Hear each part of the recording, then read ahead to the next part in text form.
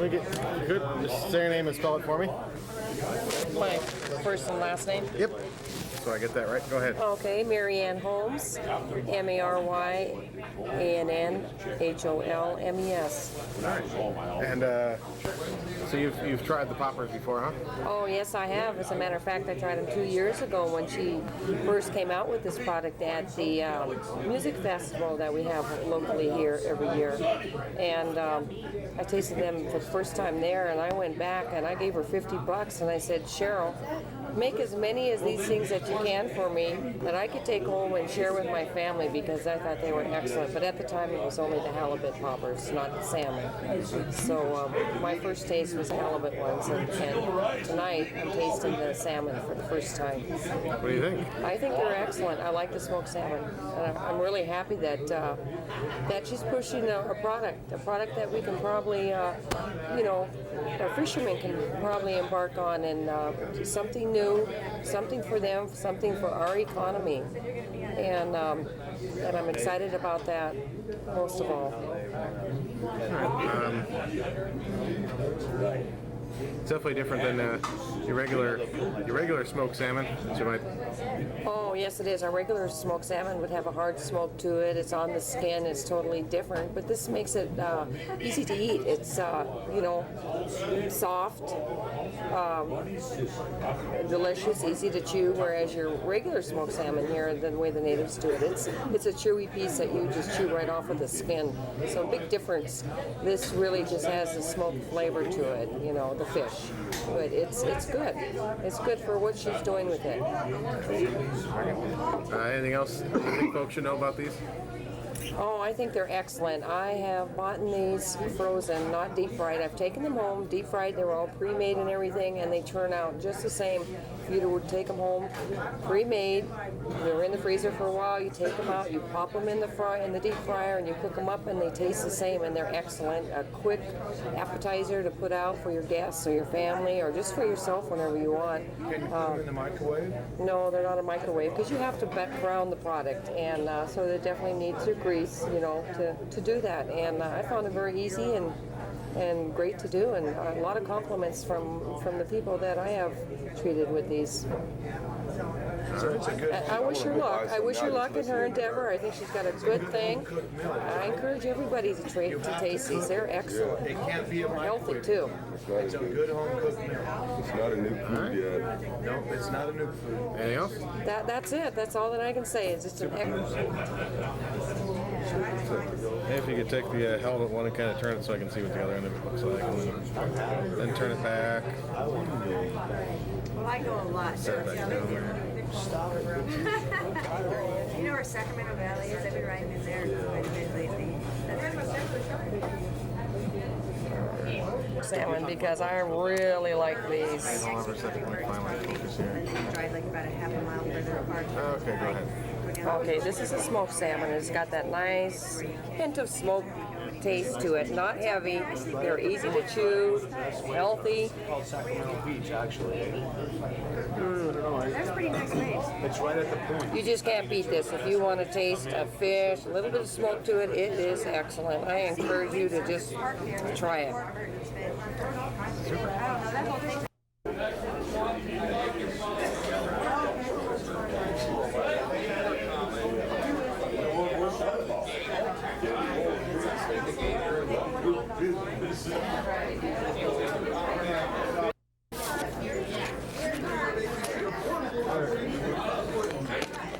So, tell me what you got here. Go ahead and hold that way up. Should I start with my name?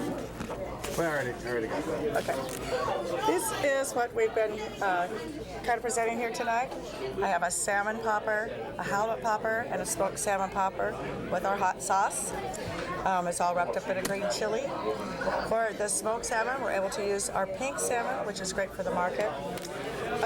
My boyfriend is Howard Peterson, who runs the FV Raven.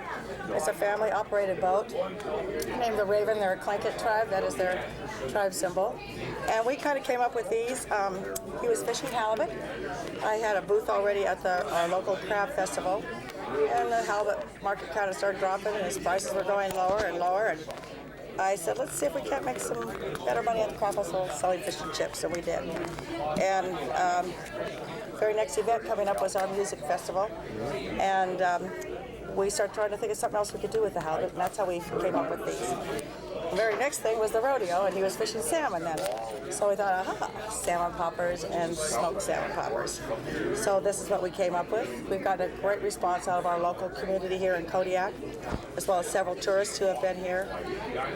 Rave reviews from our Fish Tech Center, and ASME Fish Board has come and talked to me about these, and they're very excited, especially with the pink salmon. There's not a whole lot of market for our pinks. So this is a new value-added seafood product that we're in the process of trying to get marketed. It's a process, and it takes a lot of money and this and that. So we're trying to follow all the steps and getting there slowly but surely. So I appreciate everyone who came here tonight, and I keep getting a great response from them. And thank you. Very good. Is that better? That was. Did I go any slower? You did. You did. I forgot consciously to go slower. I forgot, I got nervous again. But I did go slower, very good.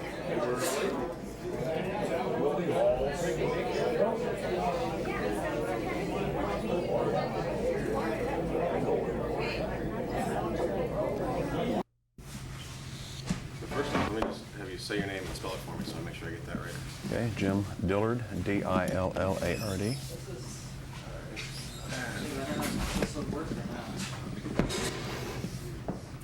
Let me adjust that mic a little bit because it's not Okay. sitting right in the voice box. Going over. Yeah, you go over some more. So Jim, tell me kind of what we have here. Well, what we have here is an array of traditional tools that have developed actually in several cultures over the world. By far the most prominent tool in native style carving is a crooked knife. And this is used in every culture within the state of Alaska, in Canada. In Japan, it's a spear plane. In Scandinavia, it's a spoon knife. And it's absolutely a wonderful tool. It's probably the most versatile tool that I've ever handled. One of the reasons it's versatile is that first, instead of using a great many gouges and a heavy workbench and mallets, that this tool can be put in your pocket and carried anywhere. The versatility is helped by the shape of the blade. There's not a flat place on it. If I want to cut a very wide cut, then I hold the knife really flat, and that's called planing. And as I roll the knife up, it takes a smaller and smaller cut till we can get a cut that's much less than 1/16 of an inch long. So this knife can be used in place of a great many other European style tools. A real genuine pleasure to use. I would say it's much harder to learn to use than European tools, but a wonderful tool. The Cricut knives come in what we call different bins. This one, for instance, is a boat builder's knife, and the reason it's a boat builder's knife is because it's made entirely for planing, where I would plane off the pieces of the boat frame. It's also has a handle that is used for splitting. So if I'm going to split a piece of wood, I would start it, a piece of green wood, I would start it with the blade and then insert the handle and use that to split. Really a fun tool to use. These are adzes, and this is called a lipped adze because these are the lips, and the reason for the lips is to keep the tool from sticking. I can use this tool either with the grain, such as this. I can use it cross grain. This is a wonderful tool for shaping. If I pick up a block of wood off the beach and I want to make a ladle, this is a tool I start with. This one or something similar, a little bit larger. And I can move a tremendous amount of wood in a very short time. This has often been called a bandsaw on a stick because it really moves a lot of wood. This one is called a gutter adze. The shape lends itself to hollowing. So as we finish the outside of a mask, the tool marks on the inside of this mask are If you see, they are rounded all the way up and down, and so this has been hollowed with gutter adze. Also, a wonderful tool for making bowls and doing other hollowing that we need to do.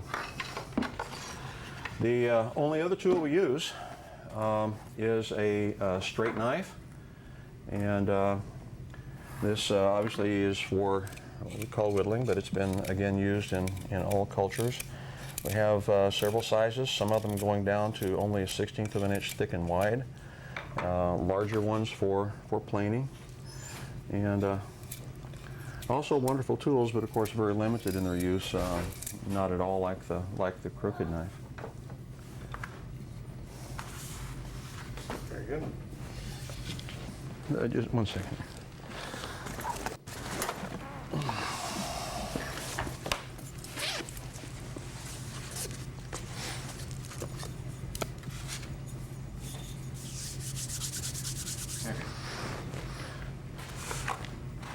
When we teach classes, we make a really strong emphasis on maintaining tools. And the reason is, if we go to a village or teach a class in Kodiak, wherever it might be, and after the students leave our class, if they cannot maintain their own tools, then of course they don't have much of a carving career. So we really try to encourage them to learn to sharpen the tools. A crooked knife is very difficult to learn to sharpen, but so we spend a lot of time on it.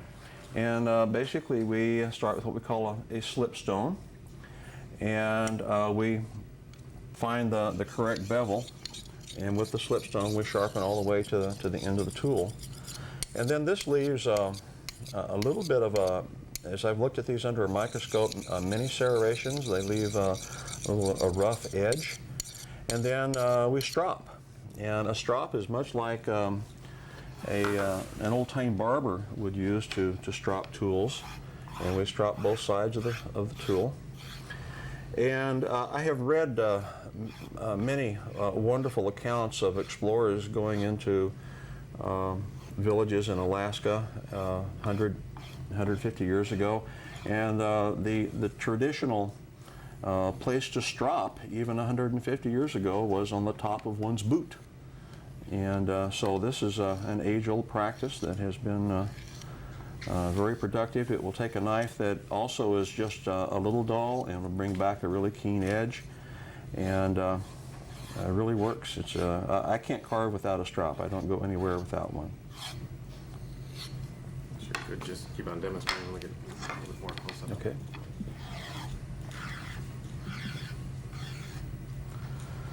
One of the secrets of using a strop is that with the crooked knife is that you have to be sure that you get the tip, because we do quite a bit of carving with the tip, and so I have to continually change the angle to make sure that the tip is included. And the same here, as I sharpen, as I strop here, I must make sure that the tip rolls completely down to the edge and is completely flat on the leather.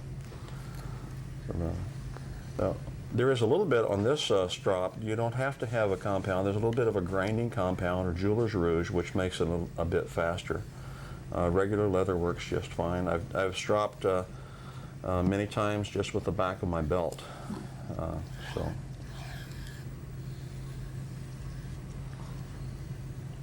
Sometimes if the edge will chip or roll over a tiny bit, then I can go back and simply strop without having to take a stone and resharpen the knife. And the stropping is essential even with the larger tools, especially this particular mask is red cedar, and red cedar will dull a tool quickly. It has a bit of a grit in it. And so as we stop, we take the strop and sharpen both inside and out. And I may strop 15 or 20 times before actually going back to using a stone on the adze.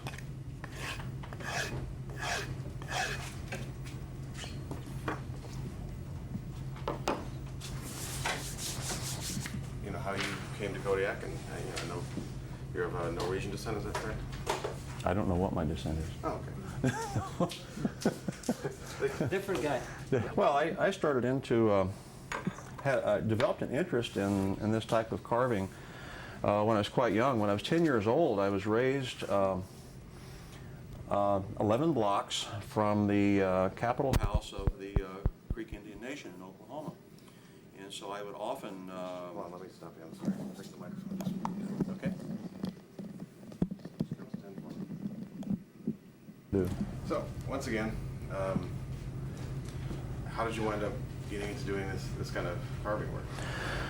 Well, I started doing this kind of carving when I was quite young. When I was 10 years old, I lived about 11 blocks from the Creek Indian capital in Oklahoma, and I used to walk to the council house lawn and sit and watch the elders make bows and arrows and tools and bowls, and I was fascinated from day one. And so I played with it for a number of years, and then as I became a teacher in Alaska, of course, in a village, teachers are required to teach sometimes things out of their field, but things that they might have some experience or expertise in. And they saw on my transcript when I came to Alaska 18 years ago that I had wood carving experience, and I'd worked for art galleries, etc. And saw that I had an interest in this particular type of art, and they said, okay, you're the Alutiiq's art teacher, Alutiiq arts teacher. So that's how I got started. And this is about the only type of carving I've done since then. Just absolutely fascinated by it, something that I'm able to go places and meet people that I wanted to meet since I was a small child, and I stay excited about it all the time. It's really a wonderful experience, and I feel privileged to be able to do it. Why do you think it's talk a little bit about teaching this kind of carving and why that's important? Well, I think it's important for several reasons. One is that among the local culture that there's been a big time break from the time when everyone was carving to modern times. There's 100 years or so there when many people did not carve, and I think it's important as a part of the local identity. And it's important, I think, is in some respects, is having an ability to have an extra income, and especially with a lifestyle we have in villages where some people fish really hard all summer. They work intently for 4 or 5 months, and then they don't work a great many of them for the rest of the year till the next fishing season rolls around. And so this is a wonderful thing to help fill that time. There's an economic advantage. I think there's a market for this sort of thing for artwork as tourism grows in Alaska. And it's a wonderful hobby, if nothing else. I have students who simply make pieces and pass it out to families, and it's these are very respected and revered gifts, a gift you could get no other way. And so it's enjoyable. I very much enjoy going to the villages and meeting people that I have not met before. I like the lifestyle there. I like the food, and they usually feed me till I drop. And it's just a neat experience, a wonderful human experience for me. Very good. And tell me a little bit about this particular piece here. Well, this particular mask is a replica of a Alutiiq mask style that was very prominent. We have many theories. There's been a lot, of course, a great deal of research on these masks. And of course, this particular style of mask, or something similar to this, is found in masks anywhere from 1 inch tall to nearly 3 feet tall. So this was certainly important in the culture. This protrusion down here is, in fact, a stylized bird beak, because has evolved from to the point you might not be able to recognize it as a bird beak, but in ancient times the people believed that the birds were the key to the spirit world, the connection. And a high forehead that some people believe means that wisdom or great knowledge, and so that's a very common combination.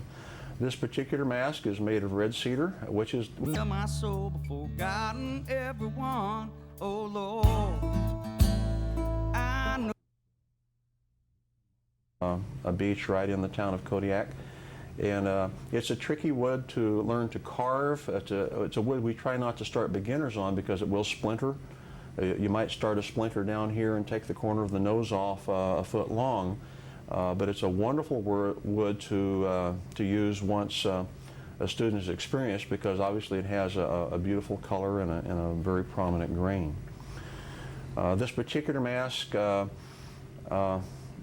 actually my wife asked me to do this for her, and this particular mask we selected this from in the beech log where the center of the grain, she wanted the grain to match, and so the center of the tree runs right down the center of the nose, which makes it have a very nice pattern on both sides grain-wise.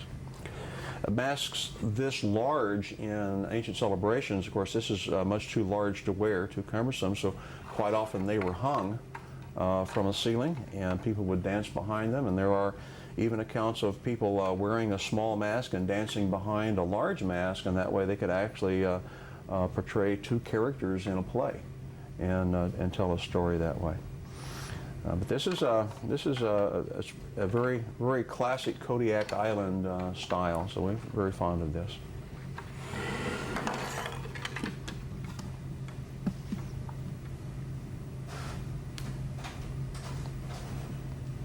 If you could maybe point to the beak section Okay. again.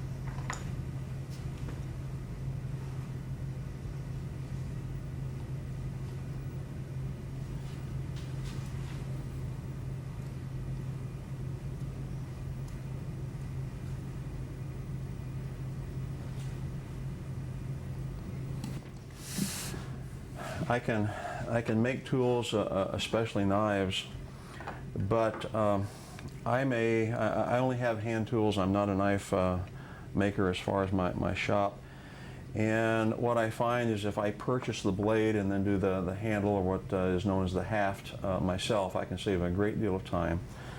It might take me 40 hours to make a complete knife if I make the blade. And by purchasing the blade, I can cut that down to a fourth of that, and then my rationale is to spend that time carving rather than making a knife. So I have made a great number of knives in the past, but I haven't made any in the last 7 or 8 years because we just had a focus on the artwork itself. Better use of my time, I think. If I could go to Fort Lyons and do a class, and he said, no, forget it. What? He said, no, forget it. Wow. And so I think people seem to be much more open to that. Yeah. Well, when they see results, that's what I think makes it big difference. Slow to go. We should sit down maybe this Tuesday and talk about dates, travel dates. Yeah, the other thing that we need to be sure to do is we learn from experience if we're going to order wood for it. Yeah. Right now. That, thank goodness that advisory school boards, which some people kind of snigger at, that this is something that they want and that satisfies them, and then so she's responsible to see these kinds of things happen. So I'm sure she appreciates anything that comes along that she doesn't have to create. Yeah. Plus, it's just a lot of fun. Yeah. Oh yeah. Boy, I don't know if I told you this, do I have some good news. Usually, as soon as I get back from a class, I have this huge amount of paperwork just